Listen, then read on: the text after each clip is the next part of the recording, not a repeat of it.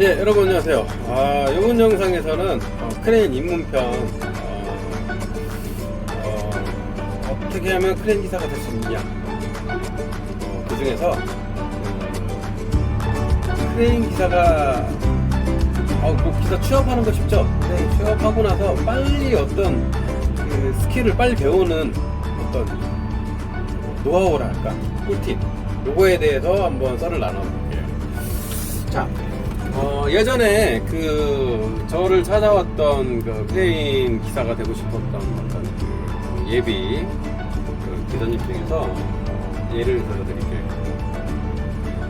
뭐 이것저것 이제 물어보시더라고요. 뭐 하다가 이제 어떻게 하면 어떤 기사들은 어떤 부기사들은 1년도 걸렸고 2년도 걸렸다고 하시는데, 어떤 기사는 일주일 만에, 보름 만에, 한 달 만에 크레인을 탔다고 하시는데, 어떻게 하면 그거를 빨리 할 수 있습니까? 라는 이제 질문을 하시더라고요.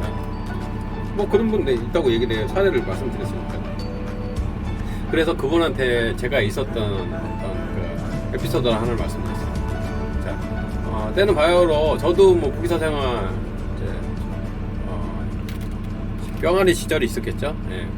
그 시절에 저도 크레인을 배우려고 그 마음을 갖고 있었던 건 아니고요. 이제 화물차랑 트레일러 면허가 있어서 이제 크레인 업체에 취업을 했어요. 부기사 생활을 한 거죠. 취업을 해서 이제 크레인이 아침에 이제 현장을 가는 동안에 저는 제 화물차를 끌고 트레일러를 끌고 현장에 도착했고, 또 장비 세팅을 하고 나서 그 다음부터는 하루 종일 놀았어요, 차에서. 그러니까 제 임무가 그게 다니까. 근데 하루는 그 장비를 조작하시는 분이 이제 회사에서 부장님이셨거든요. 그래서 부장님이 저한테 그러시더라고요. 근데 그날 현장에 진입하는데 죽탕이었어요. 비가 오고 그래가지고 땅이 무르고 진흙 범벅이었어요.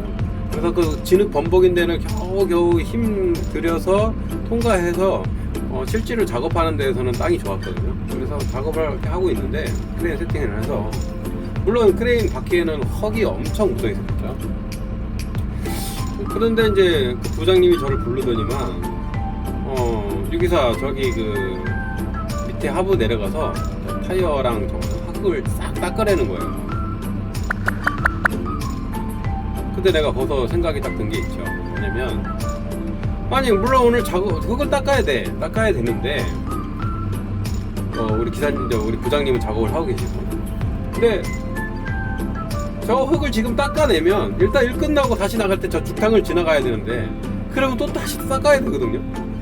어차피 그럴 것 같으면 일 다 끝나고 나가서 닦는 게 맞는 건데, 왜 굳이 이 낮에 이 시간에 나 놀고 있는데 이걸 닦으라고 하나.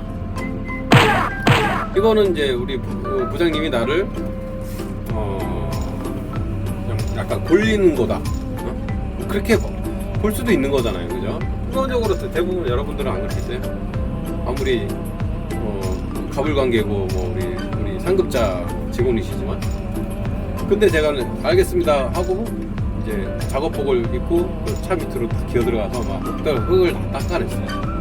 흙을 이제 흙도 닦아내고 묻어있는 것도 닦아내고 걸레로 이렇게 닦다 보니까 그 장비 밑에는 이제 하부 밑에 들어가면 이제 여러 배선도 있고 유압 호수도 지나가 있고 이렇게 있겠죠. 근데 거기 있는 흙을 이렇게 하나하나 닦다 보니까 유압이 이렇게 약간 조금씩 새는 게 보이는 거예요.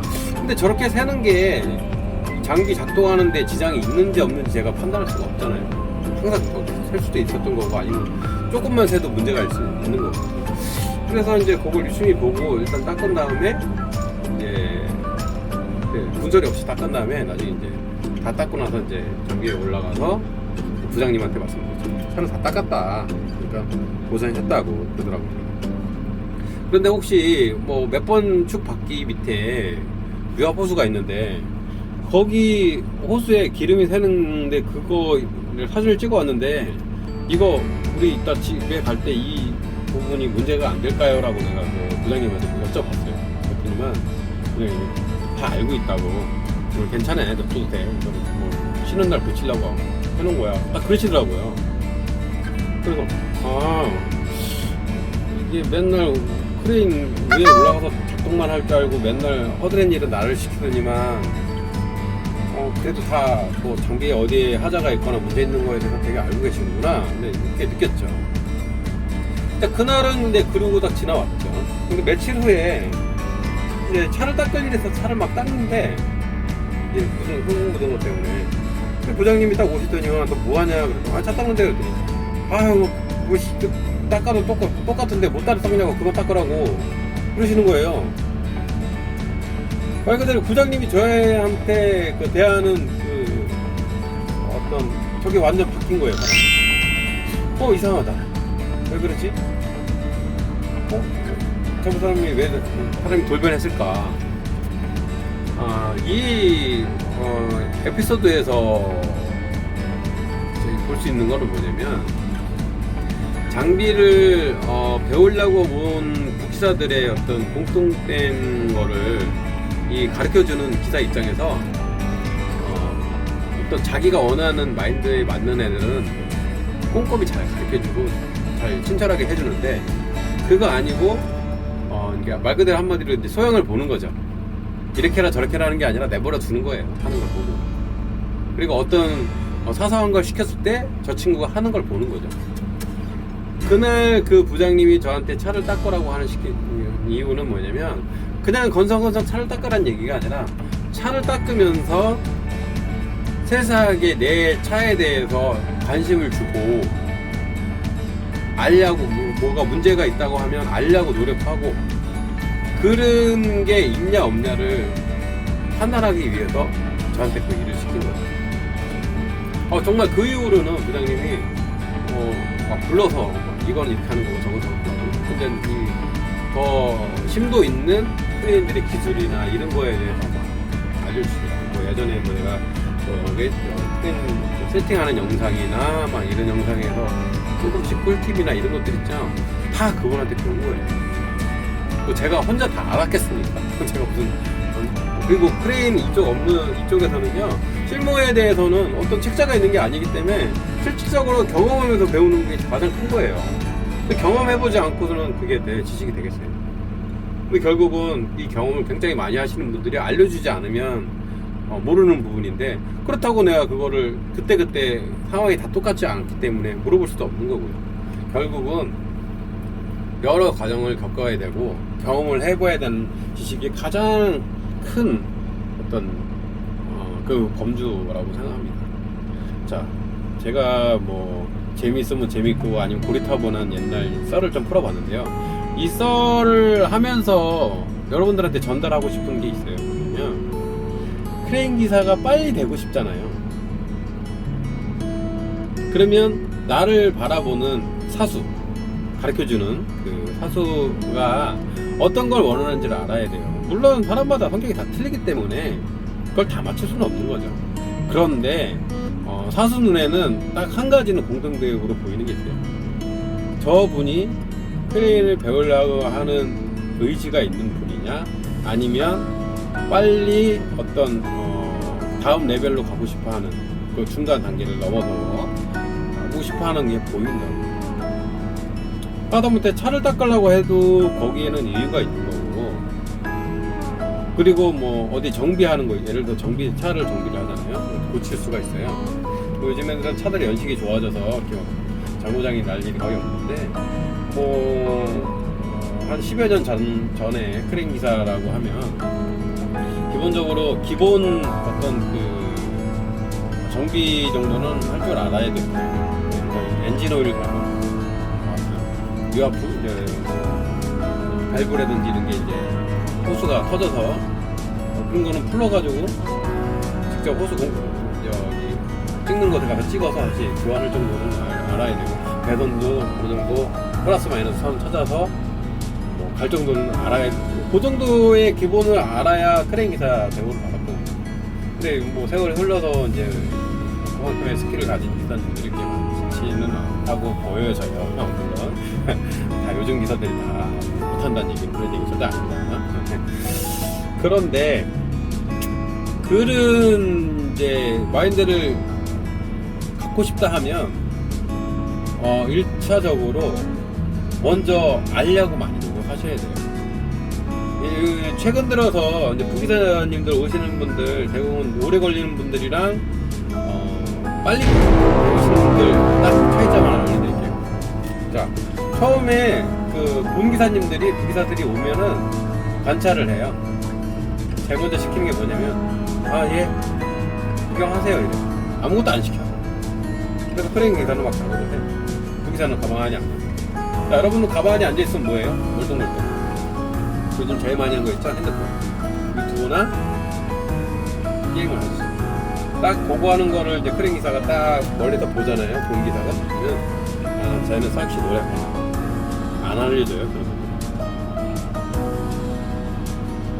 그러면 반대로 기사 입장, 우리 부기사님 입장에서 아무것도 안 시키고 가만히 세워놓고 자기는 일하고 있고 그럼 나는 뭘 하라는 거예요.